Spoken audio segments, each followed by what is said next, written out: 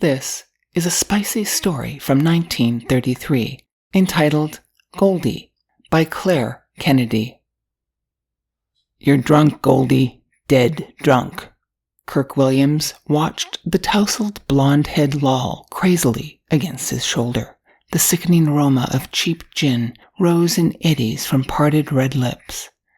One shoulder strap of the girl's satin evening gown had slipped its moorings, revealing in all its tantalizing rotund smoothness the pink-nippled curves of a firm young breast. Goldie raised her head, glassy eyes staring at Kirk. She grinned sheepishly. She nestled closer to Kirk's broad chest. "Who's drunk, Kirk? Oh, darling," she demanded. "Me?" Kirk looked from the drink-sodden face to the emptied gin bottle on the end table.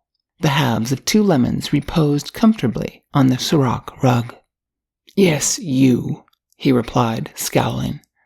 "I thought you promised me you'd cut it out, Goldie. Is this how you keep your word?"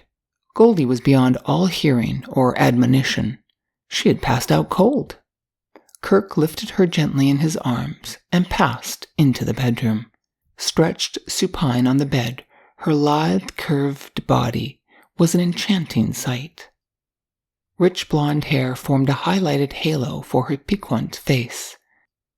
From the wrinkled folds of her dress, a round breast peeped coyly. A pale white, full-fleshed thigh revealed itself from beneath the tucked-up skirt. Kirk bent down and kissed a carmine nipple. It was the challenge of her eyes, that and her sinuous, twining body, which induced a reaction in Kirk Williams at the premiere of Hello, Daddy. Possessed of a jaded, collegiate appetite, Kirk fumbled in the dark for his program light, anxious to identify the blonde wraith, wiggling her torso behind the footlights. Finally, he found it, and in the program discovered her name, Marion King. During the intermission, he sent his card back. Across the face, he had scrawled, "When? Where?" Just before the second act curtain went up, an usher tapped him on the shoulder, returning his card to him. On the back, the dancer had written, "Dressing room after the show." That was 3 months ago. Hello, Daddy had long since gone the way of all shows, but Kirk still hounded Goldie. He hated the name Goldie, but she insisted that Marion was far too sedate. Things had come to a climax one night in Goldie's sumptuous 77th Street apartment. Somehow, he could never explain the why or wherefore Kirk looked upon Goldie as something more than just a physical being, that he was actually in love with this dancer who had been around. Kirk refused to admit it to himself, but yet, and he wondered at it, he had no desire to possess her body, and that alone. Goldie, on the other hand, knew she had a wealthy sucker on the string, and resolved to play him for all he was worth. Kirk had kissed her once before, in a taxi, but thus far this amour had gone no further. Now, Goldie set out to give him a run for his money. Attired in a clinging silk negligée which adhered to the voluptuous outlines of her hips and thighs, she sank down beside Kirk on the divan. 3 Tom Collinses had engendered a sparkle in her deep blue eyes, and a partial listlessness of body which required only a little encouragement to blossom out into turbid desire. Goldie was always more passionate when slightly piffed, although hardly an iceberg when cold sober. "Don't you like me, Kirk?" she thrilled, with a typical come-hither tremulo. Kirk looked down at the point where her full breasts hung close together. The bodice of the negligée had slipped apart, and the curving tops of the white mounds were plainly visible. Kirk's fingers itched to bury themselves in the resilient flesh, to toy with the erect nipples, but something within him said no. "Sure, I like you, Goldie," he replied. "What makes you think I don't?" Goldie edged closer. The scent of her body, deep, pungent musk, spiraled up to Kirk. Kirk's nostrils. It was heady perfume, rich and cloying. "You never want to love me, Kirk," she whispered. He could feel the warmth of her arm resting against his thigh. Suddenly, all his good resolutions broke like tinder houses within him. All that mattered now was to hold this well of passion in his arms, to drink the sweet, soul-stirring nectar of her lips, to feel the undulating curves of her body, to press his face between the soft breasts. Nothing else mattered. Quickly he drew her to him. His hands, hot and feverish, caressed the slender stem of her waist and slid along the flowing hip line. Slowly, the silk covering fell away from her shoulders, falling in a bunch at her hips. Her nude breasts, the nipples like 2 points of fire, pressed hard against him. Her parted lips, damp and succulent, melted into his with delirious abandon. Moaning softly, Goldie stretched out on the divan. Kirk, in a frenzy of desire, knelt beside her. His face was pressed to the softness of her breasts, his avid lips closed around her hard nipples. After that, the fascination of Goldie's young body became almost as important a factor as the strange appeal of her coarse, bold vivacity. The only thing Kirk objected to was her craving for liquor in all shapes, forms, and varieties. He had spoken to her about it again and again, but all to no avail. Now, he found her dead drunk in her own apartment. He wouldn't have minded so much if there had been a party going on, but to drink solo was downright idiocy. It was past noon when Goldie, bleary-eyed and pasty-faced, stumbled out of the bedroom. Kirk was stretched on the divan reading the morning paper. Goldie waved her hand in a weak, half-hearted gesture of greeting. "Hello, Kirk. Been here all night?" He buried his nose in the paper, refusing to look up. Goldie shrugged her shapely shoulders, pulling a flimsy robe tight around her and accentuating the curves of her breasts and hips. "Okay, Mr. Puritan," she said. "Snub me." Turning, she flipped the diaphanous robe in the air, uncovering a wide expanse of nude white flesh like 2 hemispheres of snow. Kirk listened to her splashing in the tub and wondered what it was all about. The day before, he had battled with his father concerning Goldie, and now he paused to analyze his relationship with the dancer. True, she was hardly a fit companion for his sister Beth, a Bryn Mawr graduate and society debutante. And certainly he could hardly expect his mother, a daughter of the American Revolution, to entertain her at the Williams festive board. That is, both these things were out of the question in Goldie's present state. But to Kirk, the possibility of being able to develop this little beauty, who never had a chance, into something worthwhile was uppermost in his mind. If he could only bring himself to pop the question and then take a chance on the results, maybe he would have peace of mind, at least. But then, supposing she didn't want him? There was only one way to see. Quickly, he donned his vest and jacket, got his hat and coat from the closet, and stood in the center of the room waiting for Goldie to emerge from the bathroom. When she did, clean and fresh, her golden hair falling in a shower of light around her shoulders, Kirk almost lost his heart. She looked at him wonderingly. "Where are you going?" Kirk assumed a stern-visaged countenance. "I'm through, Goldie," he said. "I can't stand having you carry on like this night after night. You don't feel it important enough to stay sober once in a while. Count me out." He turned to the door, wondering how she was taking it. Suddenly, he heard a peal of laughter behind him. Wheeling around, he saw Goldie bent over with merriment. Hand on the knob, he paused. "Well?" she giggled. Kirk blushed furiously. Evidently, it didn't matter to her. He turned the knob, swinging the door open. "So long, sonny boy," Goldie cried. Until he stepped into the elevator, Kirk could hear her peals of laughter echoing down the hall. Picking up the phone, Goldie called a downtown number. Kirk's sudden departure, while amusing, irked Goldie's sense of pride. "So, he didn't like my guzzling?" she said aloud. "Well, I'll fix his wagon, the pampered pup." She reclined on the divan.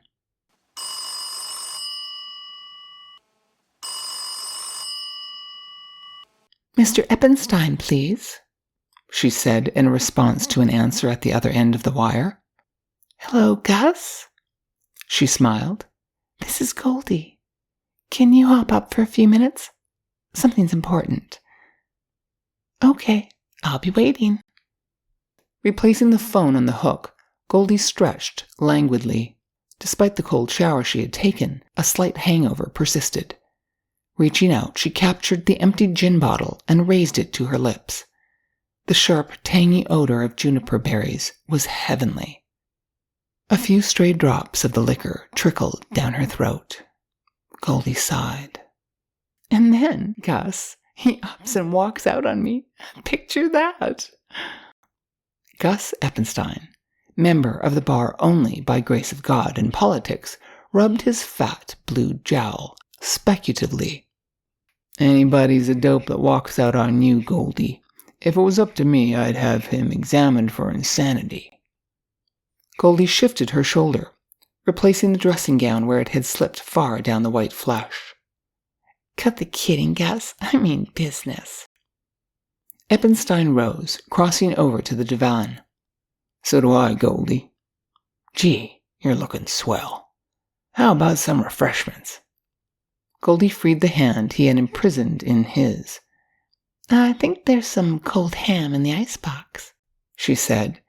"And maybe a bottle of beer. Help yourself." Gus sat down, one arm thrown across his outstretched legs.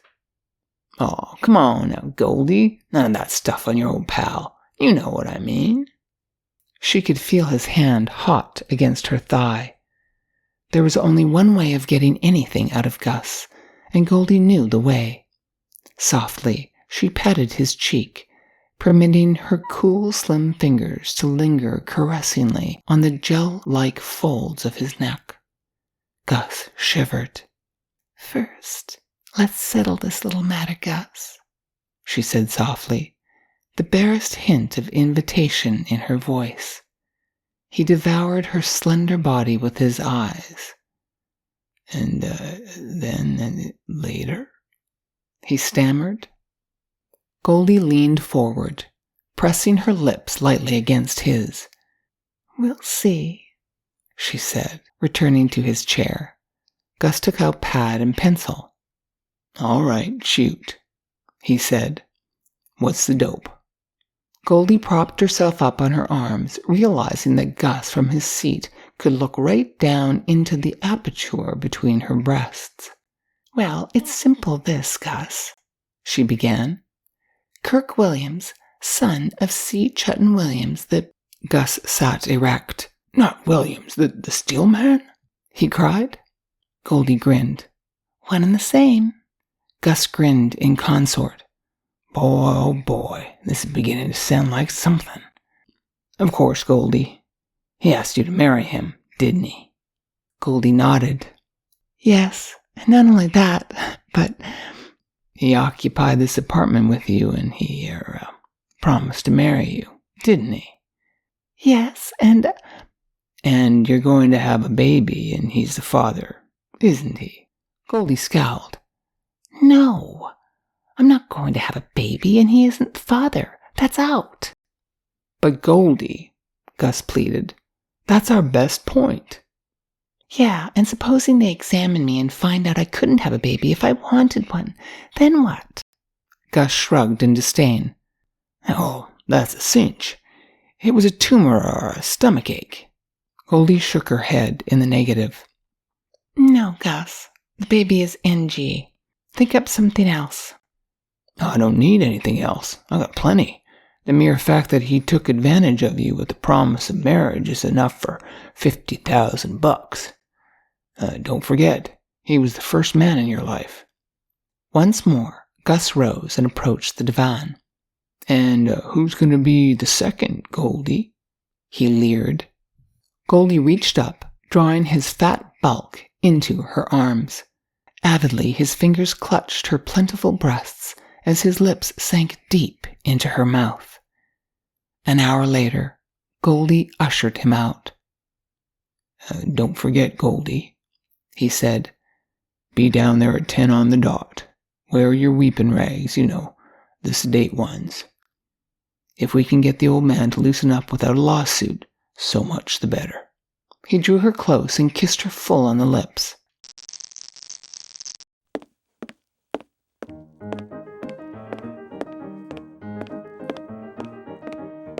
Goldie faced the information clerk in the outer waiting room of the Steel Baron's offices. She was soberly dressed in a knitted suit of brown tweed, calculated to conceal effectively the voluptuous curves of her body. "Have you an appointment?" Goldie nodded. "I presume my attorney made the appointment with Mr. Williams? I'm Miss King, Marion King." "One moment, Miss King." Goldie looked the picture of hurt innocence as she walked into the paneled walnut office of C.C. Williams. Her eyes were red and inflamed from a 10-minute application of onion fumes, but they would pass anywhere for eyes that had seen hours of heartbroken crying. At first sight of C.C., Goldie was disconcerted. Never before had she gone out to hook such a big fish, contenting herself with the smaller fry infesting the Broadway waters, and the steelman's sedate appearance, iron-gray hair, and cold, calculating eyes unbalanced her. "Come in, Miss King," he said, drawing a chair in front of his. He was strangely affable, and Goldie mistrusted his cordiality. "I understand you wish to see me about Kirk," he began. "That is your lawyer, Mr. Ebsen." "Eppenstein," Goldie corrected. "Oh, yes, Eppenstein. At any rate, he informed me that you were thinking of instituting breach of promise proceedings. Is that right?" The rapid attack of the man she had come to fleece placed Goldie on the defensive. That is—" He smiled. "I know you're nervous, Miss King, but you needn't be. As far as I'm concerned, I think my son should marry you if he promised to do so. If he doesn't, my advice to you is to sue at once. Of course, I shan't stand the burden of the expense, since I feel you are in the right. Kirk has a few $100s of his own, I presume, and if he can hire a lawyer and defend himself, all well and good. If not, let him take his punishment. I hope I've made myself clear." Goldie nodded in a daze. The well-laid plans of Eppenstein had gone to total smash. It was a case of Rob the Robber, and she felt her thunder completely silenced and stolen. Unconsciously, Goldie crossed her legs, permitting the wool skirt to slip above her knees. Gone was all attempt to sedate.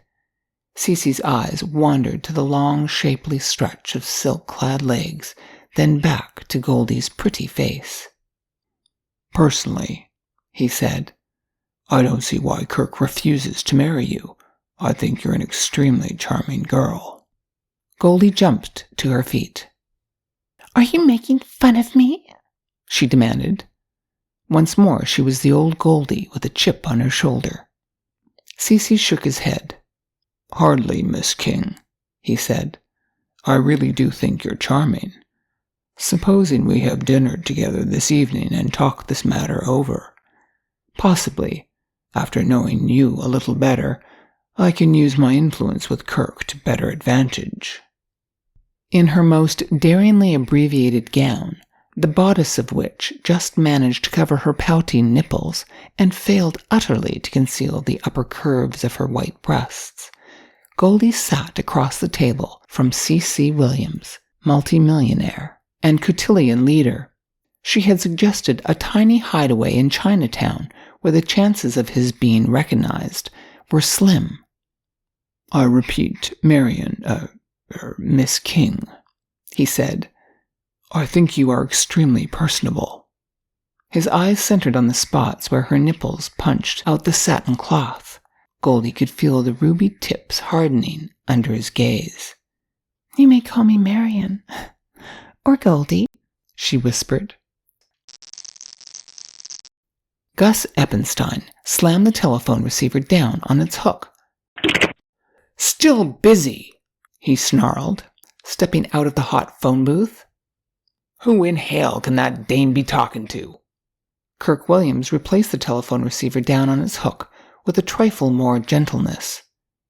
"Her line's been busy for an hour," he said aloud. Stretched on the divan, Goldie twined her arms around C.C. Williams' neck. Her parted lips, damp and full, rested against his mouth. A tiny pink tongue darted hither and thither with delicious abandon. On the table, the telephone receiver was off the hook.